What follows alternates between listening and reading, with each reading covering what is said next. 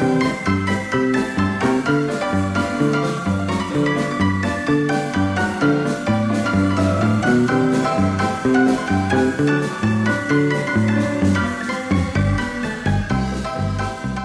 Mark Webster, this is Mark Baxter. Ahoy. This is Clobbered with a twist. Southend is where we are today, and alongside us are the brothers Cockgrove. Two gentlemen, exactly. That's a lovely warm hand on the Lovely. shoulder. Yeah, it was. It's good. I was wearing up in. I started wearing up in. Yeah, I know. I was going in. Should we take a little emotion have a break moment. on that one there? We should do. Now, it's important to point out why we're here. Bona fides time, because we're going to be talking to you now a lot about the world of fashion, film and music, which we've discussed before. And we've done Once or twice. comes together as one. Perfectly encapsulated here. I think we'll start with the elder brother here, because thank you very much, Paul, for inviting us to what is kind of the HQ for your amazing Southend Film Festival, plus Horror on Sea. Yes. Forget. So this is the Park Inn, but your background in film goes back decades, doesn't it? Yeah, I'm not as old. I'm older than I look. That's what I should say. I don't think that's humanly possible, it's but the beer. okay. Yeah, very briefly, I started. Took me 10 years knocking on doors in Soho from leaving school in '76. I finally got into a cutting room. The main problem was in them days, without going on too long, it was everyone was in the film union, and you could not get work in the film industry Right. without your union ticket. Obviously, the only way you could get a union ticket is if Dad worked in the film industry or your uncle or someone like that. Anyway, I finally got into a cutting room, a place called True Cut, and and from again, the problem was I got into the film industry just as something called video was coming along. So no sooner... Did it catch on? I don't really know. The word doesn't ring a bell, no? Do you know, Bell. do you know what? It absolutely devastated the film industry overnight, almost. Soon as it became a good enough quality to... it never replaced film, nothing will replace film. But anyway, I started in the cutting rooms. Then I found myself out of work because no one wanted film cut anymore because they were doing it on video. I moved into film restoration in Soho, a place called the Film Clinic. So I've worked in all different areas of the film industry all over my career. But every weekend I was working on people's film shoots. I was learning the craft of filmmaking at the same time. Without talking forever, that's how I started. How old is Southend Film Festival nowadays? Next year will be our 30th film festival. Wow. That's amazing. We've done 17 Southend-on-Sea film festivals, and Horror on Sea will be 13 years next Amazing. year. And Would have been 14. There you go. Something called Bloody COVID. Again, rascal. like video, heard of it. Yeah. And did I say thank you so much, because the boys from White Bus are sitting around us here on White Bus, is Paul's company that does all that hard work and does so much filming and archiving. You can see all the pictures now. Meanwhile, reprobate brother The rascal. steps onto a dance floor, decides, well, I can do it better than they can, and ends up as a musician. Yeah. It was a funny one, really, because I mean, when I was at school, I either wanted to be a comic artist or work at holiday camp as an entertainer. I was obsessed with the holiday camp. Was you a show off? Pardon? Was you a show off? Raging. So, yeah. I think the nod said it all, but yes. I mean, Paul will tell you. I mean, like any chance of me getting a microphone. He's away when he. Yeah, and Sorry, thank God karaoke went around. Oh my! Well, that's where we'd be now, in an old karaoke bar talking to you. Yes. So I've never been shy of the stage. In fact, when I was 17, I joined an amazing local Amdram called Little Theatre Company.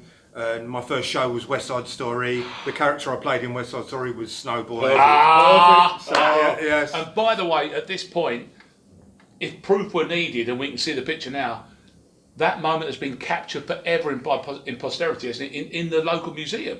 Because that's what your jacket now is. That's my yes. Yeah, I have a display in the National Jazz Art. It's called the Jazz Centre UK, which is is what it says. You know, it's for a celebration of British jazz. Yeah, so yeah, I'm in my biker's jacket is in the display case with the Snowboy. Oh, golden. Yeah. But of course, a storied career as a DJ and obviously as a musician, and it's the kind of background. This is where this whole conversation gets interesting because of course there's also a wonderful picture, not AI generated by the way, taken by a man standing on a chair. Me of these two when you came down here with your documentary. We made the Tubby Hayes film in 2015. Amazing documentary. Paul kindly invited me down to do a screening here. I think it was actually in this hotel. It was amazing. One of the first things I've ever done because obviously I was brand new to that world. I said earlier it got us going. You know, we would our first film. Is it going to work? We don't know. We started doing screenings and festivals, and had a great day down here, a fantastic day, and very well received. And this is where I want to start the conversation. We pick up from the Tubby documentary because it's almost perfect. It's the sense where we're putting together here the pieces, which is music taste and film taste. And Tubby Hayes would have been a person who was kind of right in the middle of both of those worlds. Yeah, he was professional at 15, so he born in 1935. So he was very, very early 50s. He was out on the road, he was with the big bands, Ambrose and I can't remember their names, but like the big bands of the day. And obviously he worked through the gears and the changes, and then he became like a force of nature. You know, he was still a young man. You know, he was with Ronnie Scott's and the Jazz Couriers in 1959. So he was going for it, and American bebop really got hold of him, and he encapsulated it and grabbed it. And he was a force of nature. Yeah. And we see that then starts to emerge around that time as well. And I know you've touched this a lot within the film festival, and you know this as well from the work that you did, is the 50s and 60s were a very, very powerful period for British filmmaking in terms of the fact that we seem to be taking on, sort of head on, American and American noir with their very own great looking films and great music. Yeah. And leading on from Tubby Hayes, like you're saying, he was in a film called All Night Long, as you probably know. That was directed by Basil Dearden. Basil Dearden come from Westcliff. No way! Didn't know that. And he all roads lead to. He lived in Woodfield Road in Hadley. Did he? No. Yeah. So neighbours. I know, but it's just amazing. Anyway, but no, that you know, we really encapsulated the American feel in our British films. In fact, we were bringing over a lot of American directors at the time. I mean, Basil Dearden was obviously out and out British. He started with Ealing Films, but Sidney J. Fury, people like that who've done Espresso Bongo. That's a big one, isn't it? Because we're now into kind of... Val Guest directed. Val Guest, okay, but Espresso Bongo, as a starting point in terms of conversation, this is why I think this is so powerful, because these are images that linger. And this is Cliff, isn't it? Obviously, yeah. And Cliff's gone on Yeah. within a few years, and he's still like cool Cliff in these days, isn't he? But the look is really important, isn't it? Yeah. I guess number one, it's got to look right. A film like that. Yeah. Oh, yeah. That's right. And I mean, it was quite an incredible period, wasn't it? That late 50s, early 60s. You know, because you were starting to, you know, even Espresso Bongo, there was a dark side to the story, wasn't there? Despite the fact he was called Bongo Herbert.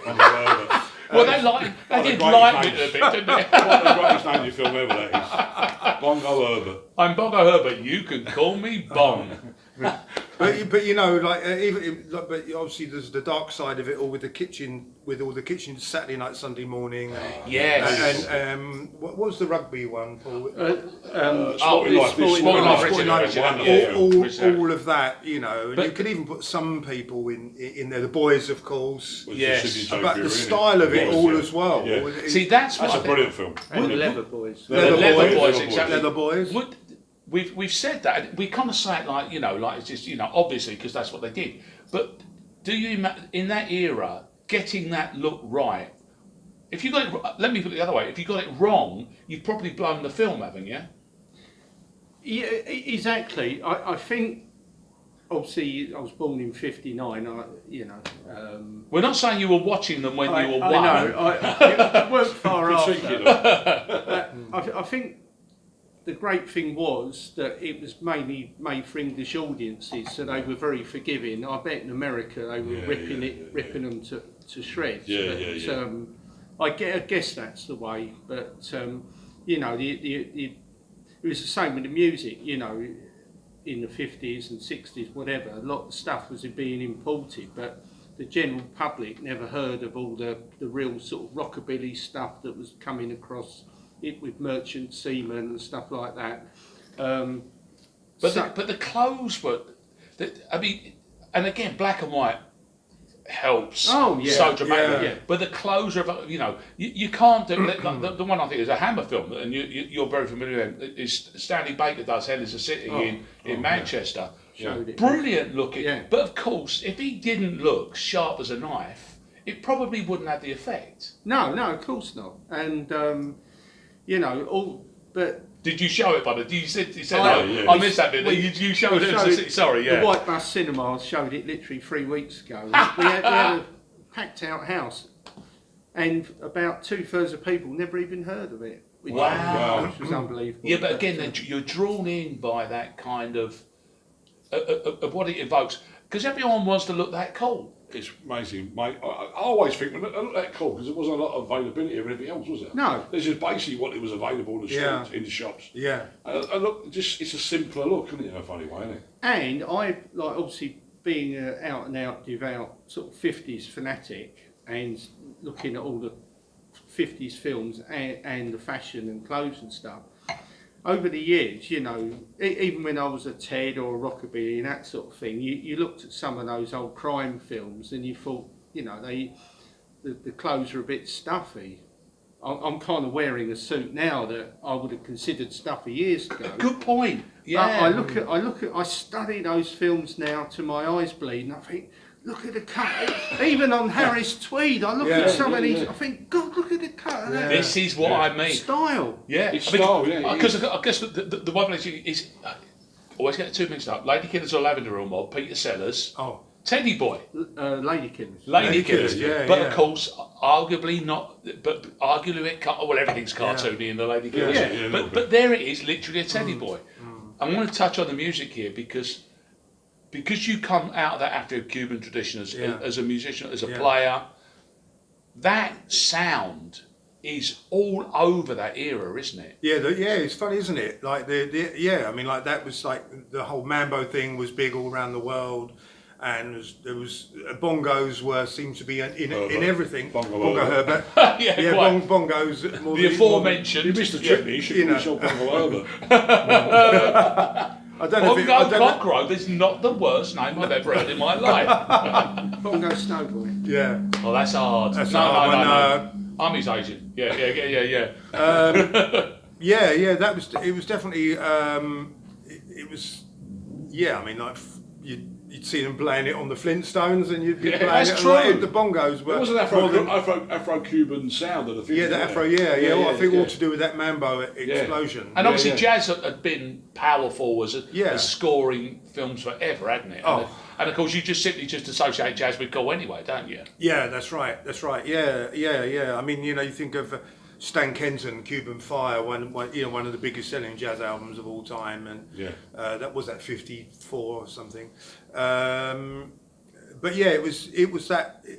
I mean, the mambo thing was very exotic, wasn't it? Yes, you know, it was. Good phrase. Yeah. And indeed, if you're doing a film about Soho and there's sharp dressed people and there's gangsters and there's girls of ill repute and stuff like that, you want it to be somewhat. It's got to be edgy. Exotic. Yeah. Exotic. There you go. That's a good phrase. Before we there's sort of more recent films that I know that you talk about being influenced, but I want to give you a bit of room on Cliff. Right. Yeah. Do you give Summer Holiday a pass? No, not at all. Because the clothes are good. Yeah. I mean, it's soppy. I mean, I'm the young ones and He Summer loves it. Holiday myself. I'm. How many times have I watched those films? Yeah, I mean, like Cliff and the Shadows. I mean, like that was my. I mean, I'm wearing a 40s suit here, but like on the whole, most of the. I like to wear that period you're talking about, late 50s, early 60s. Not those festive ones, though, I hope. Oh, the street. I did have one, though, didn't I, at one point? It does. He had to go. He had a string vest, Fred Perry, didn't he? Sort of thing. I had one. No. Yeah, What nipple out? So more on the casual side, the more casual. Casual's the word. No, but suit wise, I mean, all those kitchen sinks we're talking about. That was because it was like the style with no name, because it was post-Ted, pre-mod, and those two Cliff films, Young Ones and Summer Holiday, plus all Saturday Night, Sunday morning. Like Saturday Night, Sunday Morning. Should expand on that bit, because that's a great film about Nottingham. Yeah. As well. Nottingham's lit up in that one. That is definitely living for the weekend now. But he's finished. He's alive and kicking in that. Force of nature. Yeah. I mean, obviously he's working a week in that Raleigh cycle factory. The weekend gets his suit out, doesn't he? Hammered, punch up. 15 points. Knocking off his mate's wife. That's a perfect weekend, isn't it? and while we're on the subject, and while we're on the subject of that film, what's the last line of that film? Oh no, go on. Oh, That won't be the last stone I throw. That's Paul's motto. We'll all share us the tattoo afterwards, but obviously you can't. We don't want to do your trousers now. But that was. I love that fact that stands up in the wash. So we get, because again we've got, obviously we talk about suave, sophisticated Soho gangstery films, but a little bit of kitchen sink is also a strong influence at that stage as well, isn't it? Yes. And of course that was reflecting northern life more than southern life. Which is important, There was sort of film shot down in London at the time. Sparrows Can't Sing, those type of films. But yes, most of the Man at the Top, those type of films were all shot. L-shaped room. L-shaped room. Taste Small World of Savile Row. Small World. Oh. So now we're talking. Yeah. Now we're talking. Is there any And that was all shot in Soho. It was amazing. Yeah. Oh, is there any relationship between those kitchen sinks and that earlier? What's that movement with Lindsay Anderson? The kitchen, the free cinema. Free cinema. Is there any relationship there? Well, mainly because all the directors and cameramen came out of that movement. Oh, right. Lindsay Anderson, Tony Richardson, you had Walter Lasserly, the cameraman. Oh, yeah. Walter done Beat Girl. Yeah. He Beat filmed, Girl, another filmed great that. film, yeah. Important reference, Beat Girl. Yeah. What do you think about the celebrity tailor, Dougie Billings? What do you think about him? Because he did look like Billy Fury, Cliff, Adam Faith. He made their stage wear, didn't he? Do you know much about him? I'm afraid I... Cool, that's a new name on me. No, I was too busy studying the films, really? thinking... Exciting news. Yeah, thank you. I met his son Write that recently. down for me. I met his son recently, Gordon, who's out 80, and worked with Dougie in the early 60s. Well, the Beatles had their Pierre Cardin suits made by Dougie. Wow. So, yeah, I'm surprised you don't know the name. He made them the sort of gold marmite, Billy Fury stage suits and stuff. Yeah.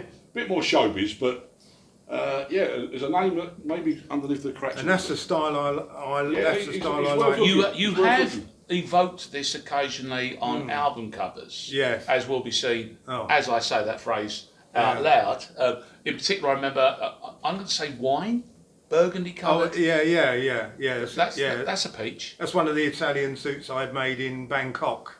Well played. Yes. Big money, obviously. 100 quid. Yeah, Raja. Yeah, there was. That's amazing. There's a whole row. Thank you. There's a whole row of tailors, like a road. Sorry, not row. Whole road of tailors there. And when I was there with James Taylor Quartet, they said we knew that suits were cheap, and the quality of tailoring is amazing. And we went to Raja's because of. They said that's where all the American military go, and all the top brass all go. For if it's good enough for them. And but yeah, they understood. I always remember the guy himself, and he said to James Taylor, "Right, I understand what you want, but but I don't understand what you were, because I was wanting bum freezer jackets. Did you say a bum freezer to a man in Bangkok? I mean, because there's no, it don't translate, does it? But there you go. You want to be careful what you get in Bangkok.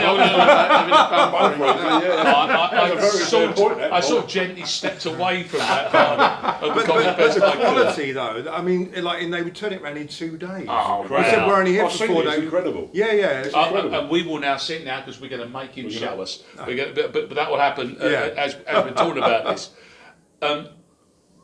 With your film festivals through White Bus, you find a lot of this kind of film, and not just film, but you'll find shorts, TV bits, documentary stuff. Yes. Do you find that kind of era always captures the imagination? Because it would strike me, because I know you've done it a lot, so I can only imagine it's very effective. Yeah, I mean, we've definitely got a great audience for this sort of stuff. I work alongside a good friend of mine, Chris Izod, who's very good at, he's got a massive archive of historical Southend stuff. So, so we do unearth a lot of rare stuff, and we do get some, Talking Pictures are now starting to show our They stuff. are, which is... Brilliant. I saw some the other day. Last Sunday they had the Lost Films of the Kurzel, which wow, which we that's a place. Talking Pictures is a place you can disappear into and never come back from, unless you're really careful. And I remember. I mean, I can't remember it for a slightly different reason, but I remember I've come along and done some bits and pieces for you in my time, and you had this Peter Sellers training films. Yes. That were literally found saved from a skip that you showed, and it was the same event that Mackenzie Cook came down. Yes, who I interviewed. I came as a bit of a shock to him, but that's neither here nor there. But the amazing story that came out was he accidentally bought one of Peter Sellers' old house, and Peter Sellers was one of his heroes. Wow. He walked. He's walked down the drive. He's gone. This will do for me. And basically, as they're walking out, said, "By the way, Peter Sellers used to own this." Mate. Spooky moment. And we're spookier than that. I believe that the house that Mackenzie Crook bought was the house that Peter Sellers was living in when he made those rare short films that we discovered. That I was talking to him about at the Southend Film Festival. This is weird knot that we're tying up here. Yeah. Just before we kind of pack up on this, it makes sense for us to acknowledge that'll be the day. Because of course, do you like that? Well, it's not how it influenced. That's what I said. Because of course it was so it's a nostalgic film, and I would the also album, of course. I would give American Graffiti a massive. Now you're talking. Shout here. Before that, the Wrong Code, That Will Be the Day album. I had That'll Be the Day was a Christmas present off my mum. Double cassette. The other one was Pictures and Exhibition by Emerson Lake and Palmer. We'll leave that over there. Park that. She got them £2 each off a bloke who got them from somewhere else. I think it's that's how we roll. Let's leave that. Thought there. Back to the film. So I lent on That'll Be the Day, but can you imagine a world in which we live if American Graffiti and That'll Be the Day got it wrong? Because they were powerful, weren't they? They were. They were so influential. I mean, I love American Graffiti. Yeah. Growing up, and obviously going back, we mentioned earlier about Flip, going into the shop trying to dress like that because of that film. It was just so influential. And I was from the mod thing, but I got the Ivy League crossover. That was always the thing you said about that film. It gave you that collegiate. And it was cheaper than some outlets and retailers. It was cheaper because you get the availability was. That film was so influential. Well, amazing. The thing and is, the music, of course, in that film. Oh yeah, well that Wolfman Jack and all that. Yeah, Wolfman Jack, bloody hell. But you know, Paul having That'll Be the Day, bringing that home, and that was the soundtrack of the house, wasn't it? Because Mum and Dad loved it. Oh, by the way, because they were from the 50s. And the point you made was they scored it. Never played brilliantly. Side 4 though. No, that was Jim What's It in the Wild Bits, wasn't it? Yeah. But you know, that's one of my biggest memories of downstairs here in the roller skating rink where Paul taking me to was that album had just come out. I knew it because Paul had already had it and it was being played at home and made a huge impression on me. and just hearing that booming round the ballroom Yeah, downstairs amazing. was, and all those teddy boys in there, Yeah. around the pinball machine and everything, like, you know, that it was such a battering of the senses, and I found it one of Very the most evocative, exciting yeah, things. yeah, I agree. And again, it goes back to kind of where we started. They could have got that so wrong, and it would have been a terrible, terrible film, and not had any power at all. But That's it right. did. I think the story is such a strong story, obviously based on a book, because obviously they did get some of the clothes wrong and the haircuts and you know, like we could pull it to pieces Yeah. But, like they that. got it wrong in the right way. They got it wrong in the right way. It's still, you still watch it and you still can forgive it because it was a gritty film. It really was. Yeah, totally. Yeah. And by the way, also salute to Stardust, which is an amazing Yeah. sequel, slightly different story, conversationally. Again, incredible. Yeah, But and of course, you know, to a great extent, lest we forget, starring David Essex, a good boy from Canning Town. Yes. And so another kind of local connection, which is where we came in. Listen, thank you so much, gents. We should part company on the fact that, again, thank you very much to you with White Bus, Southend Film Festival, and of course the Park Inn, which is kind of like its HQ, Horror on Sea as well. Bizarrely, you haven't gone under the radar for your work in film. And why aren't you wearing your gong? Yeah, where's your gone? Oh. No. Okay, all right. Big I haven't got it congratulations. yet. I haven't got it. I've recently, I was on the King Charles birthday honours list as a BEM for my services in the film industry Well played, sir. and for what I've done for the town of Southend with film festivals. Yes, I haven't got my gong yet. I'm waiting to hear, but apparently I'm receiving it from the Lord Lieutenant of Essex. I've probably got that wrong. At Chelsea County Council or some stuff. Wonderful. And what will you wear? I'll go that suit personally. I would absolutely go in that. Let's put it this way. I've only got vintage clothing anyway. Marvellous. Which was sort of metal is probably 400 years old in origin in the first place anyway. and his brother couldn't be more prouder. Ah, there you go. Bless Yet him. more touchy, that's creepy. He's driving me there. That's right, that's good news. Brilliant. Mark Cochrane, Paul Cochrane, Snowboy. He's Baxter, I'm Webster. That was Clobbered.